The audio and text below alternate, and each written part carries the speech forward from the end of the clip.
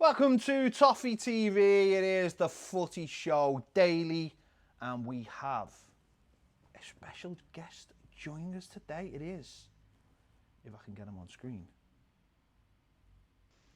There he is. It is Andy, the Piv. El Pavato has joined us. Andy, how are you, mate? I'm good, thanks, fellas. How are yourselves? Yeah, I'm all right. This weather's a little bit indifferent. You don't know whether to wear shorts or a big coat. I don't know. But apart from that, I'm all right, mate. I just wanted to clear that up. Can't complain, and can't complain, mate. How are you? I'm fine, thanks. Keeping busy as usual. Busy? Good. It's good to be busy, isn't it? It is good to be busy. Bayern Munich last night. Oh, yeah. Tied up their 8th consecutive Bundesliga with a 1-0 victory at Werder Bremen. Yeah. In the process, Alphonso Davies broke the Bundesliga speed record, running at just under 23 miles an hour. Was he trying to break it? I don't know. Okay. But he is quick. But fantastic achievement to win 8 on the run, isn't it? Amazing. I mean, just Andy, last season we seen Bayern Munich playing in the Champions League against Liverpool, and they looked so slow and so old. What have they done to turn it around? I know they won the league last season, but as a team, they really did look like an old aging team. What have they done to just change that round?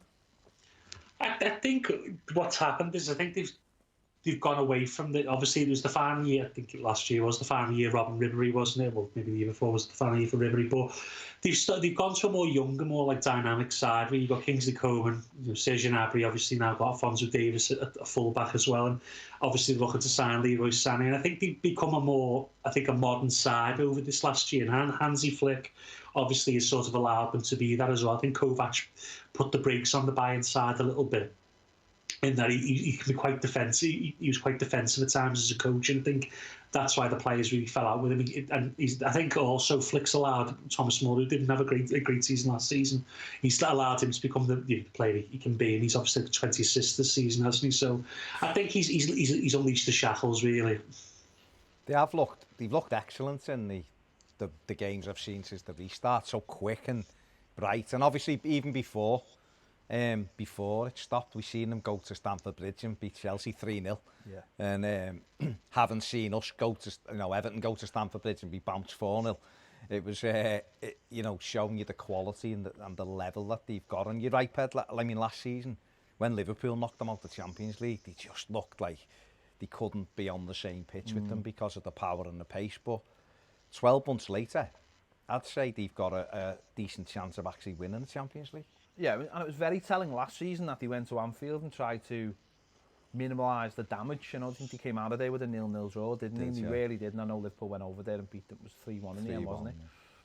But certainly from a Champions League point of view, and they definitely look, because they've had that head start in getting the team back up and going, they look like they've got a real chance. Or do you think the fact that the Bundesliga finishes early might hamper them, because teams like, I don't know, whoever's left in it, certainly if it's Man City, will go into that Champions League with more games under the belt, close more to match fitness at the time? I suppose it depends on how Bayern prepare for it, really, because obviously we've seen I think last season they had it was 2-3 weeks between the final and the semi, at the end of the season. And Liverpool and Tottenham came out really sluggish, didn't they? And I think Bayern would have to consider how they're going to keep the players at match fitness and peak fitness, really. I think that's key. I think it will benefit teams who are coming off a closer season, because they will be at a higher fit, and that dynamism they'll still have that.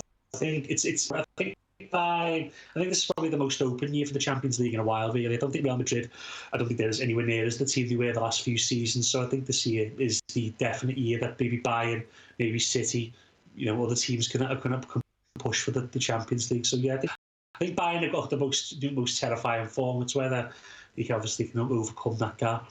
I mean, we've seen today, Ped, they've confirmed what we spoke about yesterday with the Champions League. It will be finished in Portugal, in Lisbon. The games, they haven't made a decision on whether the last few second legs of the round of 16 are going to be played at the home grounds or if it's going to be neutral. But they have gone to the knockouts, and I think because it's a knockout situation, you know, someone like Bayern, if they do get up to speed, you've got that one game again. It's a one-off game, and then you're in the semi-finals, and you know you can't. I don't think you can rule any of them out at this stage because you know City are a narrow lead over Real Madrid. Yeah. Would you expect City to get through? You'd say they're the favourites with the lead, but there's like Juventus are tight. They've got a tight game, haven't they? And so, you know, there's people in there. Leipzig, we spoke about yesterday, losing Werner, but in these one-off games, it will change the competition, won't it? Definitely. And becomes more of a tournament style, doesn't it? You're looking forward to that, and a bit of a like Champions League tournament, one-off games, rather than the old tried and tested two-legged.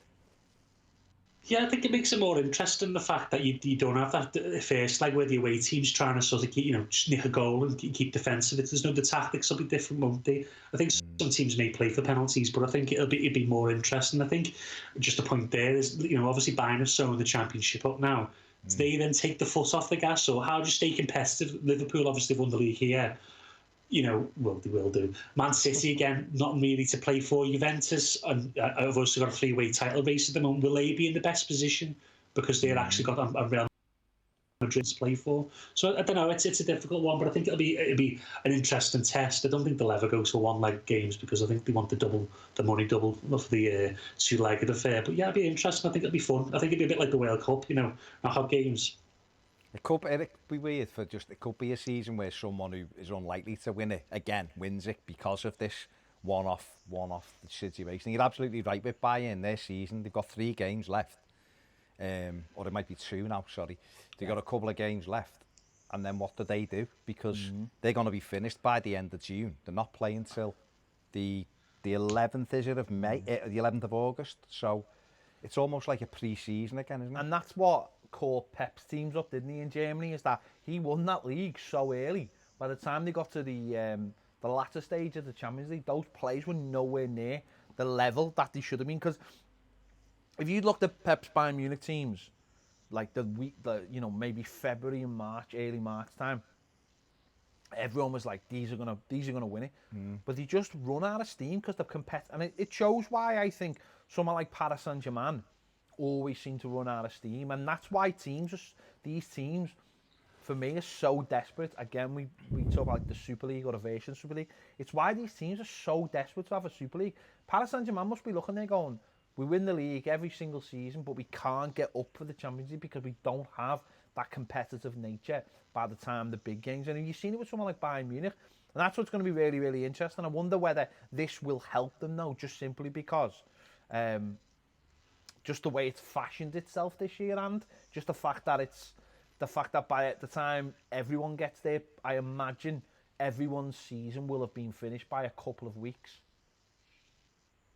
Yeah, it could do, and I think it levels the playing field then, and then it depends on maybe just talent on the day and who's the fittest, because obviously we've seen when the Germany started again, it was the fittest teams that were winning games early enough, and I think if you come back in a fitness for that game in August, then you could have an advantage. I just think it could be anything can happen on the day. You know, you get a mistake for a goalkeeper, you know, Leipzig could win the whole thing. Obviously that'd be terrible, and German fans would hate that, but yeah, it's a possibility. They did play well against Tottenham in the first leg.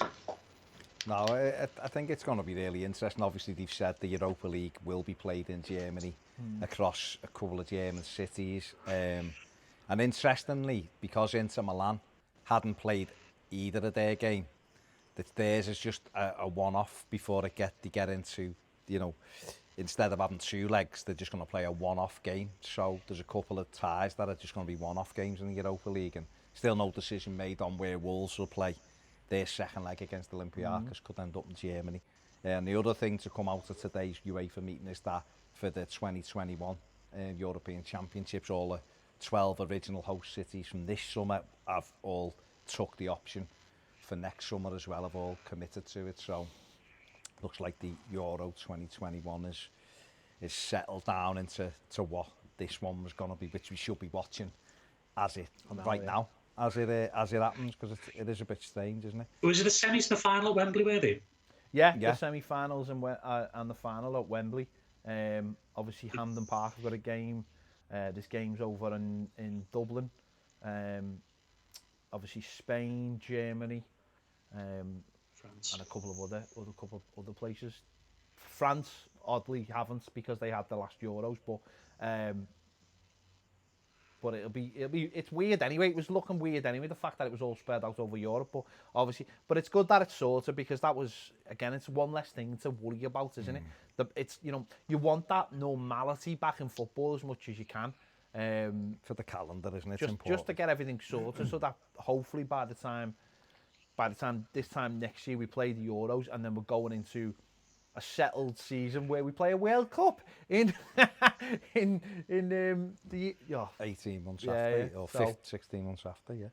Andy, what have you made of, just while we're on, we've mentioned Bayern Munich a couple of times, but reports coming out of Germany now that they're not going to try and sign Kai Havertz because they're focusing their attention on Leroy Sané. That's the one they want.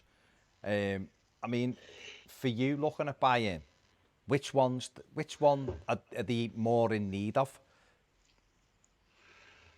To be honest with you, it depends really. That's a tough question because obviously we've all seen Leroy Sané, haven't we? You know, for a long time. He is a very talented player. But if you think about the way Bayern play, they usually have two wingers who like to cut inside. And Sané is more someone who, if you watch the Man City, stays out to the left. He likes to get the ball and cross the ball. And I think that'll probably benefit Lewandowski, but I don't think he's I think if he was going to come off the right and cut in on his left foot, I think that'd be more natural, like we see with Robin. I think that'd be more natural. Yeah. With Kai Havertz, he's so talented, he's German. It'd probably be a remiss if Bayern didn't sign him because that's what generally they do. I think for their system and what they've been trying to build, I think Kai Havertz was a nice to have. I think Leroy Sané is actually what they wanted originally. I think that's why they've gone with it. I think Havertz has emerged over the last 2-3 seasons. I think it changed Bayern's thinking slightly, but I think Sané is still the one that they think fits their system best, and I think that's what they'll go with. It depends how much they're going to get him for, though. Do you think Chelsea will pursue Havertz? I know there's a lot of links to it, but do you think they will pursue him?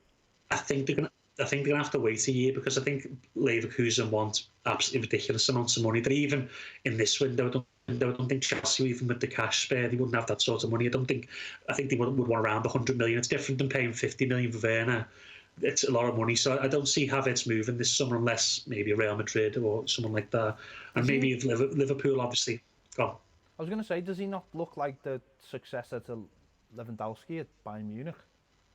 Because that to me just seems like the most he's not really a striker, he's 10th way of things working in gym. You think of where, you know, Lewandowski coming out of Dortmund and going to Bayern Munich. To me, that just seems like the most natural fit. He's more.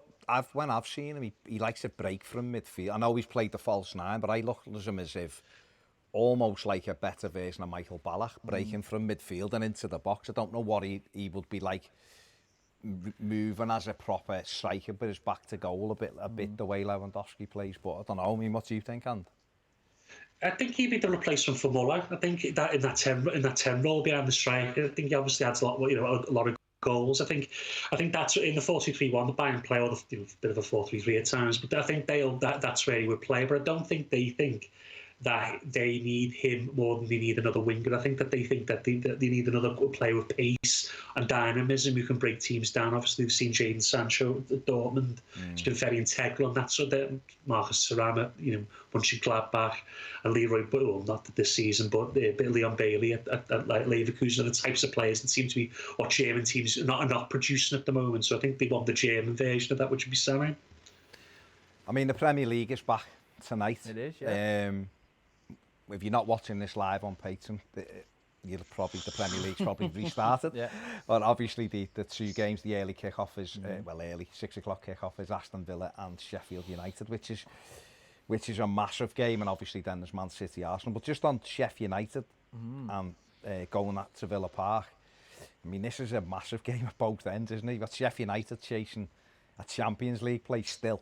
And you've got Aston Villa who are right in the mire at the bottom. I mean, it's going to be really interesting to see how both of these, A, what kind of fitness levels they're up to, and B, how they play. Well, a win for Sheffield United puts them into 5th place. You know, this is their game in hand. They'll go above Man United and Wolves. And a win for Villa takes them up to, 17th? Same points as West Ham.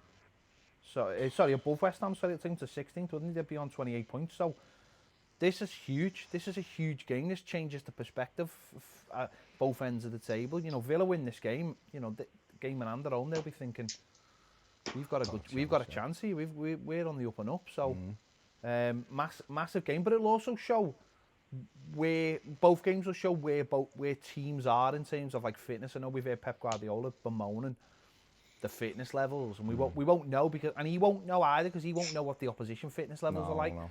But watching 4 teams, you know, in the space of the first night will show us where I'd imagine most teams are at. I mean, apart from Liverpool, of course, where they'll probably be super duper fit and no problems at all. You know, go and ride the Tour de France, lads. You'll be all right. That kind of fitness levels. But no, it'll be dead interesting. Just the whole thing's going to be dead interesting. What are your thoughts, and? Yeah, I think it's a decent 2 opening fixtures. Obviously, we've got an eye on the City fixture for obvious reasons, but I think as Sheffield United, I think obviously they were in such a momentum in terms of picking up points, you know, over the season. Is that stopped now? Aston Villa probably have had the longest time in the history of football to plan for this game. So, you know, they have to hope for at least a point, obviously, because they're trying to stay up. I think.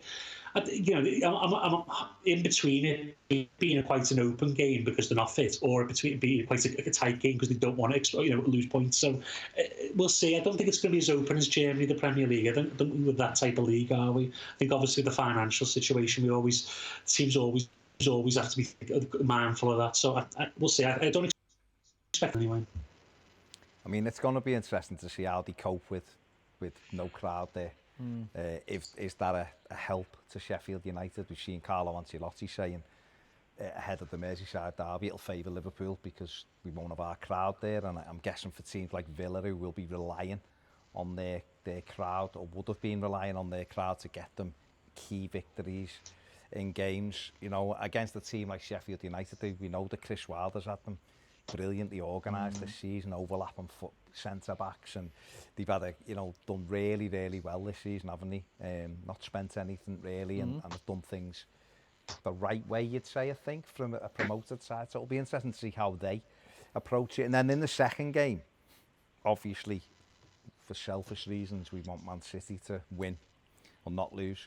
But this, I think, will be key because obviously you've got Guardiola against Arteta, but just on paper, you'd have to heavily favour City, wouldn't you? Because they're just miles better now. You'd think so. You'd think that empty stadium and stuff would suit them, and the fact that, you know, that it'd be like a training game and that's what they're masters of. But we've seen with City so many times though as well that sometimes they get into games where they do get into that habit of just being pass, and forget that the game was about scoring goals. Yeah. And we've seen this loads of times. I mean, against the chief team are doing. You used to do that, by the way, Arsenal. Well, let's be honest. We've been talking about this is like their major downfall as a team, City, and they've been doing it all season. They've been doing it on like the first game of the season against Tottenham was, we'll just score when we want, but you don't. Next minute, Tottenham score. Tottenham had 2 shots on target all game that day, and ends up being a 2-2 draw. And that's City's problem. So that's something definitely they've got to worry about, is just overcomplicating. Get out there tonight and, you know, put the ball in the net and then start doing that. Show a bit of professionalism, because the team who are going to win the league, that's what they're brilliant at. They're brilliant at just going, we're getting this done. Yeah. And we're not bothered about how we do it. We'll play nice football or we'll play, you know, whatever, but we're getting it done. And that's been City's downfall, because they're still the best footballing team, but there's too much. And we've got, funny enough, going back before, about Bayern Munich when Pep Guardiola there, again, it was that thing of like, can you get yourself back up to those levels? I mean, it's a big 10 games for them, Andy, isn't it? Because I know they're not going to win the league, obviously, but they have to finish the season strongly. To be so far behind Liverpool at this stage is embarrassing, isn't it, for a team that's won the league 2 seasons on the run. To come into this and to be way off the pace is embarrassing for Guardiola, isn't it? Yeah, I think that for Guardiola, it's been a bit of a letdown season. He did have what I think it's last season at Barca was pretty similar. I don't remember. I think Real Madrid picked him for the title in that last season. Mourinho was manager, and I think it's just just one of those seasons for them. I think for the Champions League, which I think is now City's big aim. I think it was the big aim anyway. I think Guardiola, it's coming on nearly 10 years since he won. 10 years since he won the Champions League, and I think obviously he needs to put that ghost to bed. And I think City as a club, obviously the Chelsea project took about 4 or 5 years, or say 8 or 9 years. So I think it's time that City obviously want to win, and I think using these games to get that maximum level is key. I don't think they can go right, we'll get second place and then start tailing off, because I think Guardiola then starts to overthink things. We've seen in the Champions League, he starts trying different formations and he starts doing things that don't really suit Manchester. So I think he's got to stay on the ball really. So it is key, and I think Arsenal, I think they need to get some momentum for next season. Obviously, we're going to have a quick turnaround. And obviously Arteta needs them to get to hit the ground running next season. It's a big season for them as well. Yeah, I mean, we've seen, moving away from those two teams, something that me and Ped have been discussing all the way through, really. It's come out today that Ryan Fraser has said he won't play past the 30th of June for Bournemouth, thinking about his own career. We don't know as yet whether or not he's got a pre-contract sign with someone that tends to get out if they have. So I don't know whether COVID's changed that or whether he's actually normally the only team who do this kind of stuff brilliantly without it getting out is that lot across the park. But there's a few teams he could go to. Arsenal have been mentioned with him before. Tottenham have been mentioned with him before. Everton have been mentioned with him before. But I don't think we'll be going near him. But can you understand? I mean, Ped, we did mention this the other week with Bournemouth, that they had quite a number of players out of contract. 3 or 4 have signed short-term deals. Yeah. We know that Jordan Ibe said very early on, whether he's a miss or he isn't, he's not going to play past the 30th. And now Ryan Fraser, who is a big player for Bournemouth, isn't he? I know he hasn't been very good this season for them, but for him not to play, are you surprised or do you fully... No, do you understand this decision? I think he's got a club. Yeah. I think you wouldn't be coming down to a summer when you were a free transfer without having a club anyway.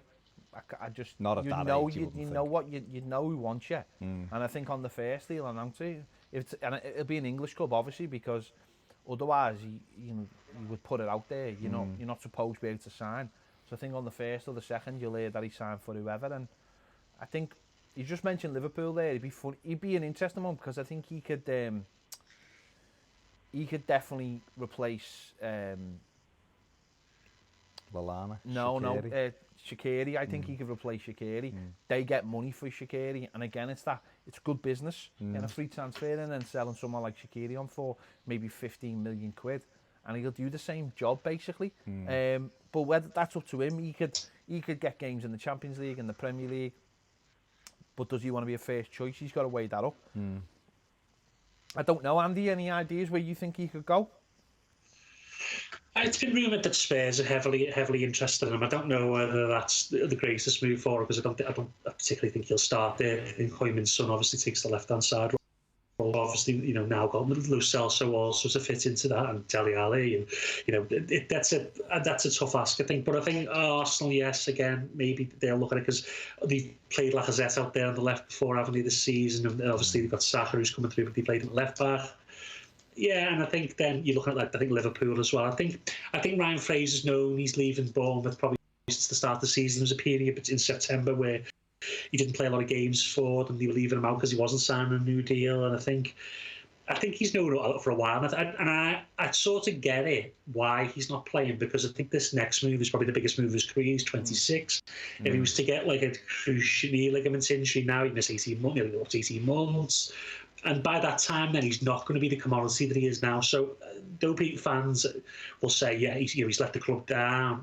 Realistically, he's got to do what's best for his career. And what's best for his career is moving to a bigger club. And obviously, it's not just money; it's playing on a bigger stage, maybe Champions League, maybe Europa League, which he wouldn't get with Bournemouth. So, I understand Ryan Fraser's decision, to be fair. Yeah, I mean, it's going to be interesting, obviously, to see where he goes, and it's going to be an interesting few days with the Premier League returning, and obviously we've got games all at different times at the weekend, and including the derby and everything else. So it's going to be very, very interesting. Andy, if I said to you, Luca Romero, what would you say to me? He's 15, he plays for Mallorca. 15, he didn't get on last night, he would have broke He would have broke the La Liga record if he'd got on last night, but he very much looks like Messi, doesn't he? Born in Mexico, but he plays for Argentina. Left foot. Yeah, and he's got that. Yeah, he's got that Chess Fabregas haircut as well, a bit of a mullet as well going on. You remember when Chess first came into the Arsenal side? Yeah, I haven't seen much of him, to be fair, but from what I've heard, he's very talented now. We've seen a lot of kids like this before. We'll see how he goes, but he is supposedly like a super talented player. And I think Mallorca seems to be run quite well after a number of years when they weren't. So hopefully, he turns out to be something. But I think if he starts playing well, one of the big two will snap him up quite quickly.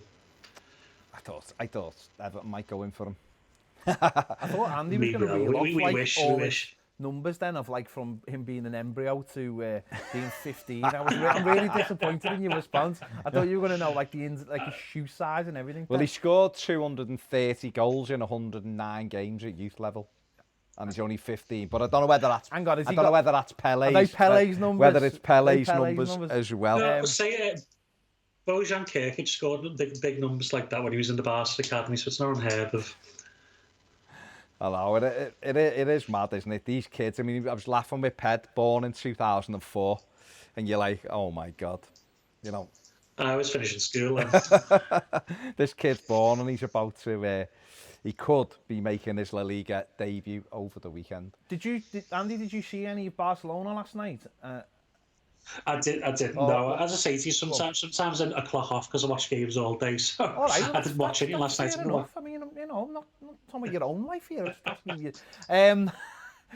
Did you have you seen any of it at all? Because the only reason I bring it up is I've mentioned this a couple of times. The La Liga artificial fans and stuff. The one last night at the sorry, I've got to say this right. The Camp Nou. Looked amazing. It looked so good. I don't know why, but their stadium, the way it looks, just fitted perfectly. With it, and it looked it had the right steepness and the right. It just made it look like it was real. It looks so good. Are they doing anything differently that could be done here? Well, I don't know. We're not going to know till tonight. I know Villa. I seen something yesterday. They put like flags on. They've got flags, yeah. And I know that the difference here is that through, I think, Sky, you can actually get your own chants. So if you want Everton chants, you get Everton chants. But I actually thought it looked really good last night. And I know it's not everyone's cup of tea, but it's better than empty ground. But what's weird is we were watching the German footy yesterday, and you had Borussia Mönchengladbach, and they had the cardboard cutouts, and the cardboard cutouts looked amazing because they were all down the side and they'd left a space for the Borussia sign and stuff, and that looked brilliant as well. So I think the cardboard cutouts are better, but I would say the Barcelona one looked really good last night. I think it's the same. Well, I don't think it's the exact same people, but I think it's the same premises that they use. They use like the people who do it for FIFA to actually do it for the Premier League and the Liga. So maybe because they've scaled it to fit the stadiums of that shape in the game. I'm not too sure whether they can do it in real life. Who knows? But I think they've learned the lessons of the early Bundesliga games where it was really like playing in a coffin really at times. So I think the product will be much better tonight. And I know people are not happy, but it's going to be like this for a while. So you just have to accept it. For me, interesting. Any more before we go, Baz? No, not really. Just everything else is a bit of fluff, really. So we will leave the fluff pieces. Andy, big thanks for coming on. You are our first live guest. If that makes sense, you're the first person to come on as we've done the show live. So thank you for doing that. I think it's gone okay. Thank you for the honour. There's been a couple of technical errors at our end, but it's looked all right. So big thanks. So anyone out there wants to join us on Patreon to watch these shows live, the link is in the description. Big thanks to Andy again, as I said. If you want to watch this, the link's in the description. Thanks if you're watching it on YouTube. Give us a like, subscribe if you haven't already, and we'll see you later.